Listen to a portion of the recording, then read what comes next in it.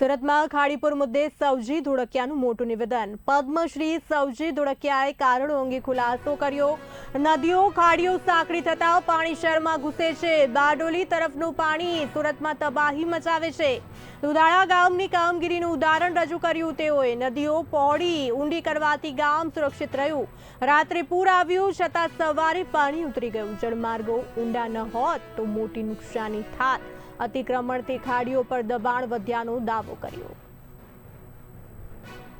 નદીમાંથી પાણી દરિયામાં જતું હતું, નદીમાંથી દરિયામાં જતું હતું, નદીઓ નાની કરી નાખી તો સિટીમાં જ આવે ને। આપણે શું કર્યું? આટલો જ વરસાદ ત્યાં પડ્યો હતો, પણ વરસાદ આપણે શું કર્યું? નદી પહોળી કરી, ઊંડી કરી, ડીપ કરી, પાણીને રસ્તો બનાવી દીધો એટલે ગામમાં પાણી નહીં આવ્યું। આ વર્ષે મહાવરસની બે જગ્યાએ ઘટના ઘટી છે।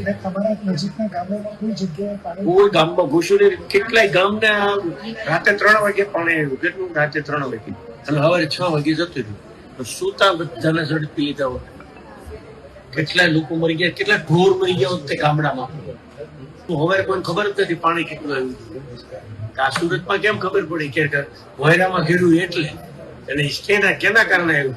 હવે તો બારડોલીની પાણી સુરતમાં આવે એની ખાડી હતી, દાટી દીધી, દૂરી દીધી છે, નાની કરી ઓટો કરી નાખ્યા છે।